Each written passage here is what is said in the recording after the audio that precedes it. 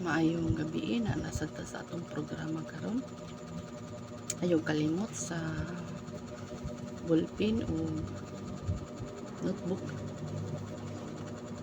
Nag-ingon diri sa lesson 5 na tanong. False for Christ. We are false on Christ's account. 1 Corinthians chapter 4 verse 10. No? To a casual reader of the Bible, it might seem to him that Jesus is fond of talking in contradictions. He often speaks in a way that at quick glance would defy logic. Thus we hear may see such things as, "For whoever wishes to save his life will lose it, but whoever loses his life for my sake will find it." Matthew 16 verse 25. Thus, the last will be first and the first will be last. Matthew 20 verse 16. Ingon kinsay nagauna, mauwahi, itong nauwahi, maoy una. Kisa itong na una, may kisa itong na nauwahi, maoy mauna. O kisa itong nauna, maoy mauwahi. Subot pa sa butan na, nangalagad ka sa Ginoo. Nauna ka, ug luwas, kunya. Kulilat kay ka ba? Kulilat kay ka, dili ka kani halos magbuhat para sa Panginoon. Ayun nga.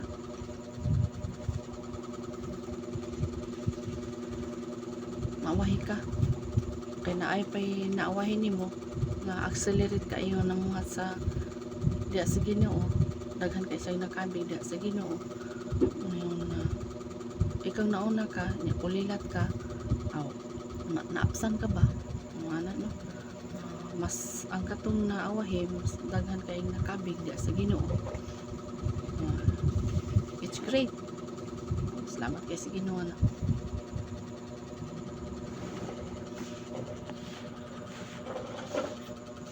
Sunod. Whoever humble himself like this child is the greatest in the kingdom of heaven. Matthew 18 verse 4. Everyone who exalts himself will be humbled, and the one who humbles himself will be exalted. Luke chapter 18 verse 14. Rather, let the greatest among you be as the youngest, and the leader as the servant. Luke 22:26. And one who meets Jesus and gets to know him better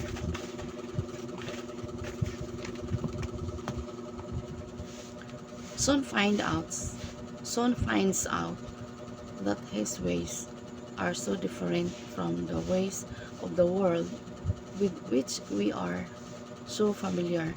In fact, not only are we confronted with contradictions, but Jesus also is fond of asking for the impossible. Consider the following. Love your enemies. Do good to those who hate you. Bless those who curse you.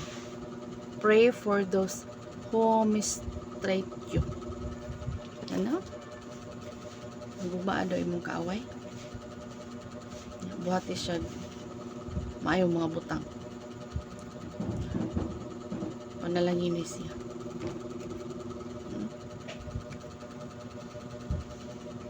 O kasi mo curse ni mo,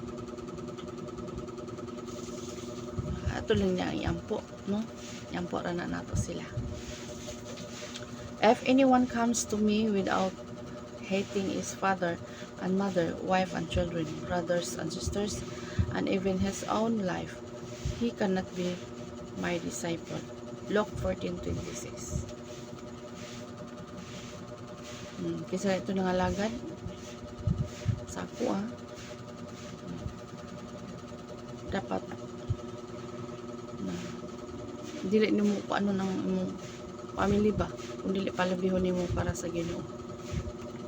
Ayaw ibaylo ang imong Ginoo sa imong pamilya. Ana nimo ato palabihon ang Panginoon.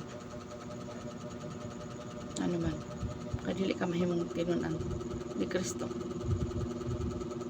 Kung naapay kung naay na lain nga lingkod diha ba, dapat si Jesus Christ ay malingkod diha. No? Every one of you who does not renounce of his positions cannot be my disciple. Luke 14:33. As we continue with our walk with the Lord, we slowly realize that His wisdom is truly not of this world. As we learn of Him from the Scriptures, we get a better glimpse of the mind of Jesus, and we also learn that ourselves are supposed to be renewed in the spirit of our minds. Ephesians 4:23. So atong ibabago ang atong pahuna-huna sa espirituhanon nga bahin. No? Our established ways of thinking or perceptions of things, our very values, all those are to be radically altered in the light of our knowledge of Jesus Christ. Indeed, by faith in Christ, we become a new creation. 2 Corinthians 5:17. We undergo transformation in Christ. We are to think and act as Jesus does in a way that is radically different from the world. As Paul says, you must put on that new man created in God's image. Ephesians chapter 4 verse 24. We must, and so it is that as we grow in the new life, our thinking changes. We learn to forgive those who hurt us rather than seek to hurt them in return. We realize that our gifts and abilities are not to be used only for our own benefit, but much more for the benefit of others. We learn that our money belongs not to us but to God and must be used for His purposes. We understand that as we assume higher positions of authority in the body of Christ, no? We actually become servants to a greater number of people. Furthermore, we began to develop a new lifestyle. We now spend time praying and reading the Bible rather than watching as much TV and reading too many magazines. We now devote more time to our family rather than the usual night out with the boys. We now serve others in the parish rather than spend time to earn overtime pay at work and on its days. Changes happening from day to day, imperceptible as we go along, but radically changing us into really new persons. Running into difficulties.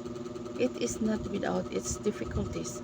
We not only have to confront the weakness of our own flesh, but also the inability of our friends and loved ones to understand the transformation that is taking place. It may be an executive friend who notices that we have stopped our intense climb up the corporate ladder. It might be a person who is dismayed at the much simpler lifestyle to them austere that we are attempting to live. It might be a neighbor who notices a prayer meeting in our home rather than the usual secular party and the inevitable question, what is happening to that person? He's been acting very differently, very strangely, and of course that tasting. Those who have always wanted to be oppressed and unknown, or you might even surpass heaven, and from some unkind words. They are crazy. They've lost touch with reality.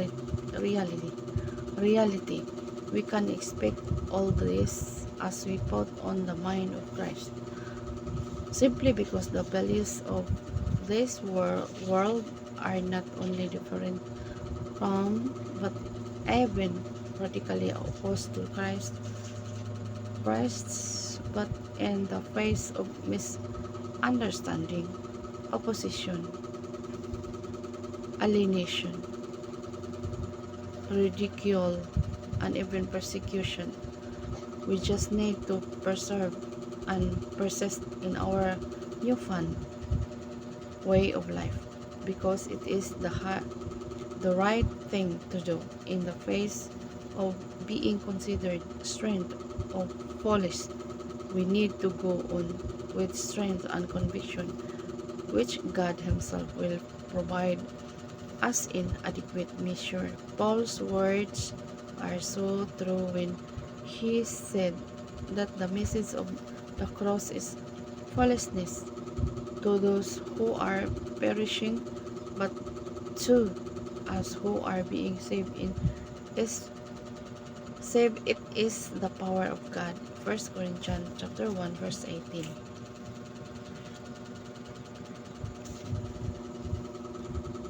Facing up to the situation to help us move on in imitation of Christ, here is someone practical device. First, do not be quick to reject hard teachings, whether coming from the scriptures, from leaders in the Christian community, or from reliable Christian ratings. Inevitably, inevitably, inevitable, you will come across science or teachings that do not quite fit in with your reception of things, but realize that you are entering into a new life. Those you are treading unfamiliar paths, you are bound to encounter difficulty, but just be secure in the knowledge that these paths have been trialized, trialized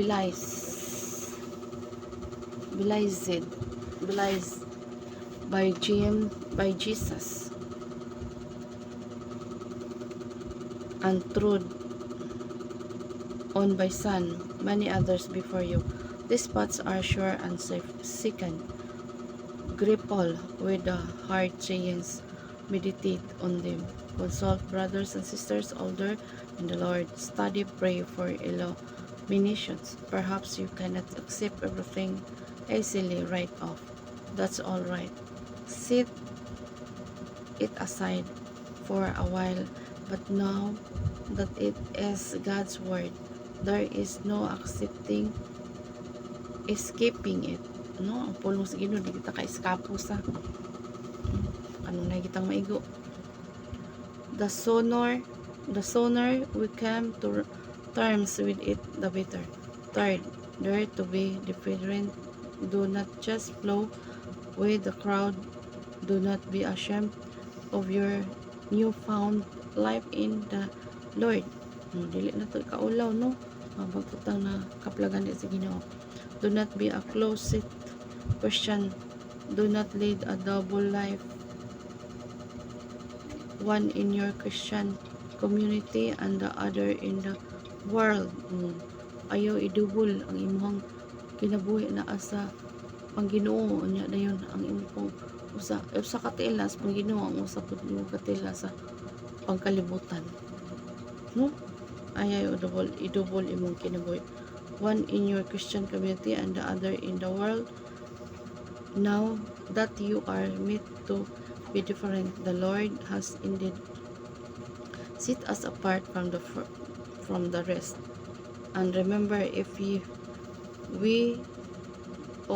cover up our Christianity when precisely we are called upon to witness to the world by our very lives, then God Himself will reject us. If a man is ashamed of me and my doctrine, the Son of Man will be ashamed of him when He comes in His glory. Luke 9:26. O, kung kisa ganito yung maulaw sa Ginoo, ganyan ikaulaw sa, no? Kanalang mo ilang kita sa Ginoo. Hindi na to siya ikaulaw bisan na daghang tao. Divine foolishness. And so if people think that in living out this new life in Christ we are acting as false, then so be it. We can rest in the fact that the foolishness of God is wiser than human wisdom. 1 Corinthians 1:25. And some to think of it, if other people are not noticing how strange we have been acting lately, then we need to examine more carefully how we are responding to Christ's call to imitate Him. If we cannot be distinguished from other persons in the world, if the world is fully able to accept us as its own, then we may be feeling and living for Christ according to His foolish ways. Indeed, the strong confirmation of our new spiritual life comes when we can proudly stand before me and proclaim we are false in Christ's account. 1 Corinthians 4:10. False, diba? Murag, ngalan tang mga buang ba? No? Nga buang na sila. So, no? So, dili balingan lang tag ingon anak basta kanangalagan ta sa Ginoo nga matindaan. God bless.